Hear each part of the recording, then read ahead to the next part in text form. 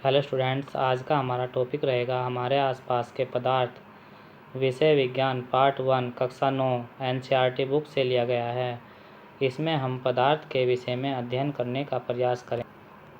हमारे टॉपिक का नाम है हमारे आसपास के पदार्थ, अर्थात इसमें हम सबसे ज़्यादा पदार्थ के विषय में, पदार्थ की परिभाषा और इसका क्या अर्थ होता है के विषय में जानेंगे। आइए स्टूडेंट्स जानते हैं पदार्थ की परिभाषा। ऐसा कुछ भी जो स्थान घेरता हो वह जिसमें द्रव्यमान होता है पदार्थ कहलाता है, और ये पदार्थ छोटे छोटे कणों से मिलकर बना होता है।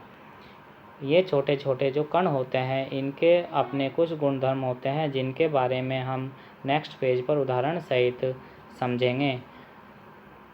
पदार्थ में जो द्रव्यमान होता है वह प्रत्येक स्थान पर समान रहता है, अर्थात यदि पृथ्वी पर किसी वस्तु का भार 50 किलोग्राम है तो उसका चंद्रमा पर भी द्रव्यमान 50 किलोग्राम ही रहेगा, क्योंकि द्रव्यमान को किलोग्राम में मापते हैं। अर्थात कहने का तात्पर्य यह है कि द्रव्यमान को न तो नष्ट किया जा सकता है और न ही इसको उत्पन्न किया जा सकता है। यह प्रत्येक स्थान पर समान रहता है। इसके कुछ उदाहरण देख लेते हैं, जैसे किताब, पेन, तारे, सूर्य, हवा, ग्रह, पानी आदि पदार्थ के कुछ उदाहरण हैं। पदार्थ के कणों के गुणधर्म इस प्रकार हैं। पदार्थ के कणों के बीच रिक्त स्थान होता है। सेकंड पॉइंट है पदार्थ के कण निरंतर गतिशील होते हैं। थर्ड पॉइंट है पदार्थ के कण एक दूसरे को आकर्षित करते हैं। इन गुणधर्म के बारे में अगले पेज पर उदाहरण सहित पढ़ेंगे। पदार्थ के कणों के गुणधर्म का पहला पॉइंट, पदार्थ के कणों के बीच रिक्त स्थान होता है। कणों के बीच रिक्त स्थान ठोस और द्रव और गैस में किस प्रकार होता है देख लेते हैं। पहला पॉइंट है सबसे कम ठोस में होता है। सेकंड पॉइंट ठोस से अधिक द्रव में होता है।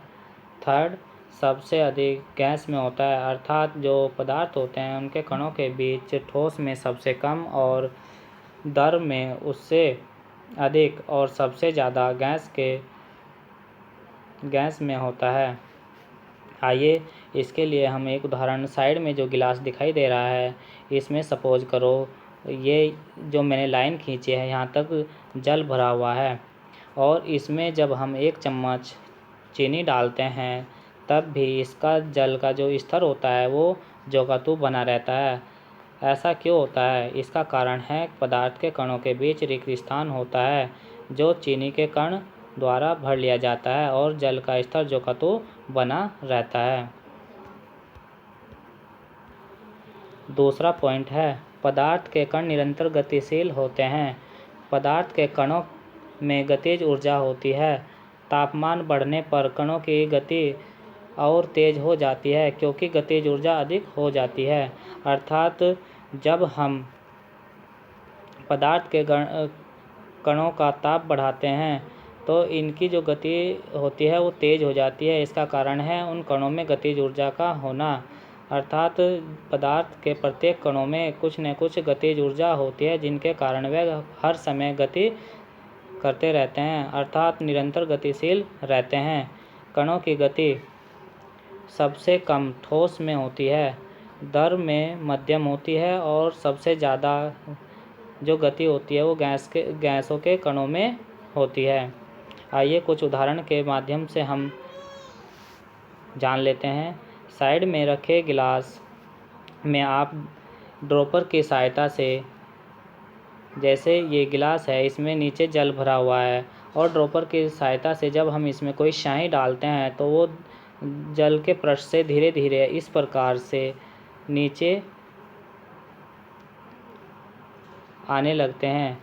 जैसे ड्रॉपर से हम इसमें कोई भी स्याही डालेंगे तो उसके जो कण हैं वो धीरे धीरे ऊपर से नीचे आने लगते हैं और धीरे धीरे पूरे ग्लास में वह कण समाहित हो जाते हैं और समान रूप से मिल जाते हैं। इसका कारण है कि जो स्याही के कण हैं वो निरंतर गतिशील हैं और इसी के कारण वो पूरे गिलास में फैल जाते हैं।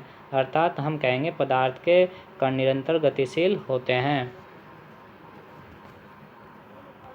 थर्ड पॉइंट है पदार्थ के कण एक दूसरे को आकर्षित करते हैं।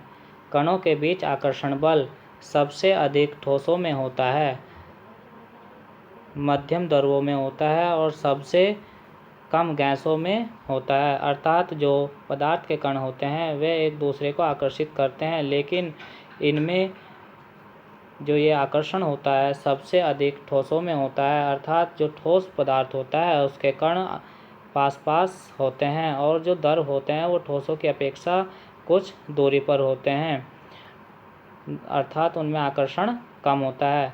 और सबसे कम जो आकर्षण होता है वो गैसों के कणों में होता है। इसके लिए हम सामने जो टंकी दिखाई दे रही है उसके माध्यम से जान लेते हैं। देखिए, जब टंकी से पानी गिरता है तो पानी के मार्ग में यदि हम कोई इस प्रकार से कोई अवरोध उत्पन्न कर दें तो पानी क्या होगा, साइड से इस प्रकार से बहने लगेगा और आप देखते होंगे वो इस प्रकार बहना चाहिए, लेकिन क्या होता है धीरे धीरे वो पानी ऐसे आपस में फिर मिल जाता है। इस प्रकार से फिर से वो एक धार में गिरने लगता है। अर्थात जो पानी होता है उसके मार्ग में अवरोध उत्पन्न करने के बाद वो साइड से निकलकर फिर इकट्ठा होकर एक धार से नीचे गिरने लगता है। इसका कारण क्या है कि पदार्थ के जो कण होते हैं वो एक दूसरे को आकर्षित करते हैं। स्टूडेंट्स, आज की वीडियो में इतना ही। इसका शेष भाग नेक्स्ट वीडियो में जानेंगे। स्टूडेंट्स, आप इस वीडियो को लाइक करें, शेयर करें और सब्सक्राइब करें। इस वीडियो में हमने पदार्थ और उसके गुणों के बारे में जाना।